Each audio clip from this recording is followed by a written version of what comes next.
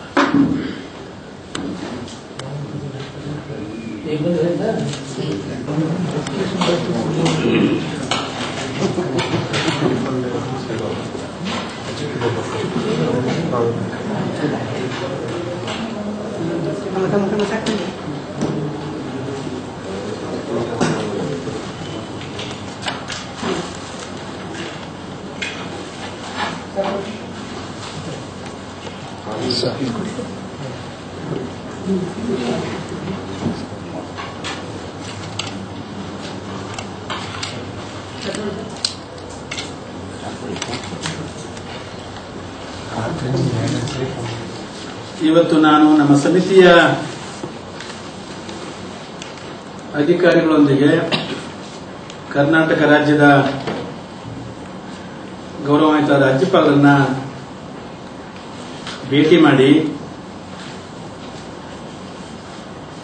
ಬೆಂಗಳೂರು ನಗರ ಜಿಲ್ಲೆ ವ್ಯಾಪ್ತಿಯಲ್ಲಿ ಭೂ ಕಬಳಿಕೆ ಪ್ರಮಾಣ ಮತ್ತು ಸ್ವರೂಪದ ಬಗ್ಗೆ ಅವರಿಗೆ ತಿಳಿಸಿದ್ದೇವೆ. ಈ ನಾಡಿನ ನೆಲವನ್ನ ರಕ್ಷಣೆ ಮಾಡತಕ್ಕಂಥದ್ದು ರಾಜ್ಯದ ಒಂದು ಮುಖ್ಯ ಕರ್ತವ್ಯ ಅಂತ ಹೇಳಿ ವಿನಂತಿ ಮಾಡಿದ್ದೇವೆ. ಆ ನೆಲವನ್ನ ನಾವು ರಕ್ಷಣೆ ಮಾಡದೇ ಇದ್ರೆ ಮುಂದಿನ ಪೀಳಿಗೆ ನಮ್ಮನ್ನ ಕ್ಷಮಿಸೋದಿಲ್ಲ. ಆ ದಿಕ್ಕಿನಲ್ಲಿ ಕಠಿಣವಾದ ಕ್ರಮ ಕೈಗೊಳ್ಳಬೇಕು ಅಂತಕ್ಕಂಥ ಮಾತನ್ನು ಕೂಡ ವಿನಂತಿಯನ್ನು ಕೂಡ ಮಾಡಿಕೊಂಡಿದ್ದೇವೆ. ಗೌರವಾನ್ವಿತ ರಾಜ್ಯಪಾಲರು ಸಮಿತಿಯ ಒಂದು ಕೆಲಸದ ಬಗ್ಗೆ ಒಂದು ಮೆಚ್ಚುಗೆಯನ್ನು ಕೂಡ ವ್ಯಕ್ತಪಡಿಸಿದರು. ವರದಿಯನ್ನ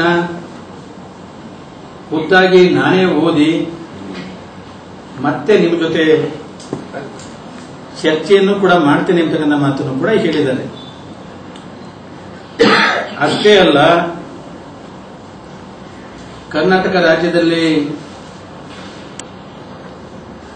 ಭೂಮಿಯ ಒಂದು ಒತ್ತುವರಿ ಅಥವಾ ಕಬಳಿಕೆ ಏನಾಗ್ತಿದೆ, ಅದರ ಜೊತೆಗೆ ಕರ್ನಾಟಕ ರಾಜ್ಯದ ಖನಿಜ ಸಂಪತ್ತು ಕೂಡ ಲೂಟಿ ಆಗ್ತದೆ ಅಂತಕ್ಕಂಥ ಮಾತನ್ನೇ ಹೇಳಿದರು. ಲ್ಯಾಂಡ್ ಅಂಡ್ ಮೈನ್ಸ್ ಅದರ ಬಗ್ಗೆನೂ ಕೂಡ ನನ್ನ ಗಮನ ಹರಿಸ್ತೇನೆ ಅಂತಕ್ಕಂಥ ಮಾತನ್ನೇ ಹೇಳಿದ್ದಾರೆ. ಅದರ ಜೊತೆಗೆ ಈಗ ಕರ್ನಾಟಕ ಭೂ ಕಬಳಿಕೆ ವಿಧೇಯಕ ಏನು ಎರಡೂ ವಿಧಾನಮಂಡಲಗಳಲ್ಲಿ ಪಾಸ್ ಆಗಿ ಕೇಂದ್ರ ಸರ್ಕಾರಕ್ಕೆ ಹೋಗಿತ್ತು. ಸುಮಾರು 8 ತಿಂಗಳಾಯಿತು. ಇನ್ನೂ ಕೂಡ ಅಲ್ಲಿಂದ ರಾಷ್ಟ್ರಪತಿಯವರಿಂದ ಅದು ಅನುಮೋದನೆಗೊಂಡು ಬಂದಿಲ್ಲ ಅಂತೇಳಿ ಗಮನ ತಂದಾಗ ಇವತ್ತೇ ಅದರ ಬಗ್ಗೆ ಮಾತನಾಡ್ತೀನಿ ಅಂತೇಳಿ ಗಮನ ಹರಿಸ್ತೀನಿ ಅಂತಕ್ಕಂಥ ಮಾತನ್ನು ಕೂಡ ಹೇಳಿದ್ದಾರೆ. ಈ ಸಮಿತಿಯ ಒಂದು ಕಾರ್ಯನಿರ್ವಹಣೆಯನ್ನು ಮಾಡ್ತಕ್ಕಂಥ ಸಂದರ್ಭದಲ್ಲಿ ಕೆಲವು ಪ್ರಕರಣಗಳು ನನ್ನ ಶರೀರ ಮತ್ತು ಮನಸ್ಸನ್ನ ಒಂದು ನಿಮಿರುವಂತೆ ಮಾಡಿದವೆ. ಅದರಲ್ಲಿಯೂ ಕೂಡ ಸುಳ್ಳು ದಾಖಲೆಗಳನ್ನು ಸೃಷ್ಟಿಸಿಕೊಂಡು ಸರ್ಕಾರಿ ಭೂಮಿಯನ್ನು ಲಪಟಾಯಿಸಿರ್ತಕ್ಕಂಥದ್ದು. ಈ ಸುಳ್ಳು ದಾಖಲೆಗಳನ್ನು ಸೃಷ್ಟಿ ಮಾಡಿಕೊಳ್ಳಲಿಕ್ಕೆ ಅಧಿಕಾರಿಗಳು ಮತ್ತು ಬಲಾಢ್ಯರು ಶಾಮೀಲಾಗಿ ಭೂಮಿಯನ್ನ ಸರ್ಕಾರಿ ಭೂಮಿಯನ್ನ ಕಬಳಿಸಿದರೆ ಅದರ ಬಗ್ಗೆ ಕಟ್ಟುನಿಟ್ಟಿನ ಕ್ರಮವನ್ನು ಆದ್ಯತೆ ಮೇರೆ ಸರ್ಕಾರ ಕೈಗೊಳ್ಳಬೇಕಾಗಿದೆ. ಮತ್ತೊಂದು ವಿನಂತಿಯನ್ನು ಕೂಡ ನಾವು ಮಾಡಿಕೊಂಡಿದ್ದೇವೆ. ಈ ನೆಲದ ಕಾನೂನು ಎಲ್ಲರಿಗೂ ಕೂಡ ಒಂದೇ ಅನ್ನೋದಾದ್ರೆ ನ್ಯಾಯಾಂಗ ಬಡಾವಣೆಯಲ್ಲಿ ಏನು ಅಕ್ರಮಗಳಾಗಿದ್ದಾವೆ ಅದರ ಬಗ್ಗೆನೂ ಕೂಡ ಕ್ರಮ ಜರುಗಿಸಬೇಕು. ಅದು ಉಚ್ಚ ಮತ್ತು ಪರಮೋಚ್ಚ ನ್ಯಾಯಾಲಯದ ನ್ಯಾಯಾಧೀಶಗಳಲ್ಲಿ ನಿವೇಶನವನ್ನು ಪಡೆದುಕೊಂಡಿದ್ದಾರೆ.